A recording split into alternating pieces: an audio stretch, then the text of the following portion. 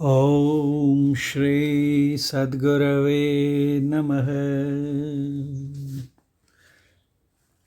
जय गुरु। आइए आज पूज्यपाद महर्षि संत सेवी परमहंस जी महाराज के प्रवचन से एक लघु कथा सुनते हैं जो ईश्वर में हमारी आस्था को बलवती करती है, ईश्वर में हमारे विश्वास को और सुदृढ़ करती है। यूँ तो हमने ये कथा पहले भी सुनी होगी, तथापि जितनी बार भी सुनी जाए ये उतनी ही रोचक, प्रेरणामयी और शिक्षाप्रद जान पड़ती है।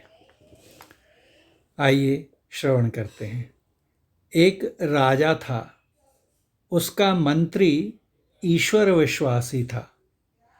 कृपया कथा को पूरा सुनेंगे। जो कुछ भी घटना होती थी वह यही कहता था कि ईश्वर जो कुछ करते हैं हमारी भलाई के लिए करते हैं। एक दिन वह राजा शिकार खेलने के लिए जंगल गया। वहाँ संयोगवश अपने ही हथियार से राजा की अंगुली कट गई। मंत्री ने कहा, ईश्वर जो कुछ करते हैं अच्छे के लिए करते हैं। भविष्य में आपका कल्याण होने वाला है, इसीलिए अंगुली कटी है। राजा के मन में बड़ा दुख हुआ कि मेरी अंगुली कटी है और यह कहता है जो कुछ ईश्वर करते हैं अच्छे के लिए करते हैं। राजा ने उक्त मंत्री को नौकरी से बर्खास्त कर दिया और कहा, तुम्हारी अब आवश्यकता नहीं है, तुम अपने घर चले जाओ। मंत्री घर चला गया।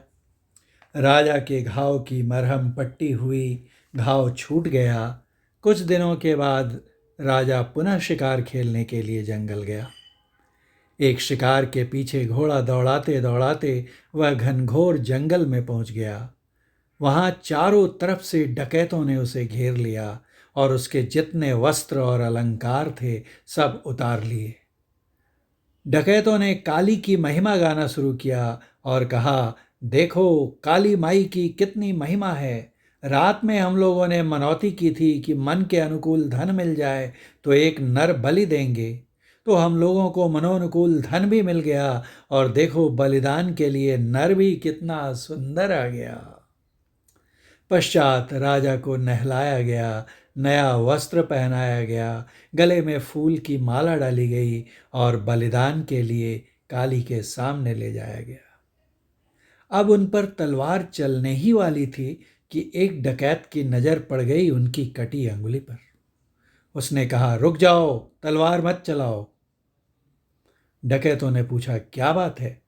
उसने कहा, भाई यह तो अंग भंग है, यानी इसका एक अंग भंग हुआ है, कटा हुआ है। अंग भंग का बलिदान नहीं होता।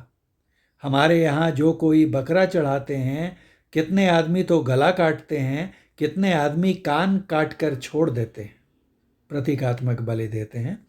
जिस बकरे का कान कटा हुआ रहता है फिर वह बकरा दोबारा बलिदान पर नहीं चढ़ता है। इसकी तो अंगुली पहले ही कट गई, छोड़ दो इसको। डकैतों ने राजा को छोड़ दिया। राजा अपना कपड़ा पहनकर अपने घर की ओर भागता है जान लेकर। राजा मन में सोचता है, मंत्री बड़ा बुद्धिमान था, क्यों ना उसको बुला लिया जाए। खबर देकर मंत्री को बुला लिया जाता है। मंत्री आ जाता है। राजा ने मंत्री से जंगल की अपनी बीती घटना बताई। मंत्री ने कहा, राजन, मैंने तो पहले ही आपसे कहा था कि ईश्वर जो कुछ करते हैं अच्छे के लिए करते हैं, लेकिन आपको मेरी बात अच्छी नहीं लगी। राजा ने पूछा, अच्छा, मेरे लिए तो भगवान ने बहुत अच्छा किया कि मेरी अंगुली कट गई तो मेरा गला बच गया, लेकिन तुम जो इतने दिनों तक घर में बैठे रहे, तुमको पैसे नहीं मिले, इससे तुम्हारा क्या लाभ हुआ?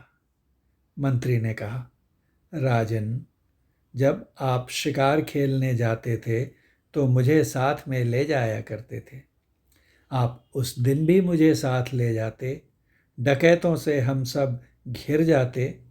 अंगुली तो आपकी कटी थी, मेरी नहीं कटी थी ना, इसलिए गला तो मेरा ही कट जाता आपके बदले में। राजन, जान है तो जहान है। इतने दिनों के पैसे ही नहीं मिले ना, जीवन है तो रुपए कमा लेंगे। राजा को बड़ी प्रसन्नता हुई। उसने कहा कि वास्तव में तुम सही कह रहे हो, तुम बड़े ईश्वर विश्वासी और संतोषी हो। मंत्री जितने दिनों घर में बैठे थे, राजा ने उतने दिनों के सभी पैसे भी दे दिए। मंत्री ने कहा, राजन देखिए, काम तो कुछ किया नहीं और दाम पूरा मिल गया। तो वे ईश्वर हमारी रक्षा करते हैं। उन ईश्वर को हम स्वरूपतः जान लें तो हमारा परम कल्याण हो जाएगा। बोलिए प्रेम से श्री सद्गुरु महाराज की जय। उनका यह प्रवचन चित्रकूट में 16 फरवरी 1992 ईस्वी को हुआ था।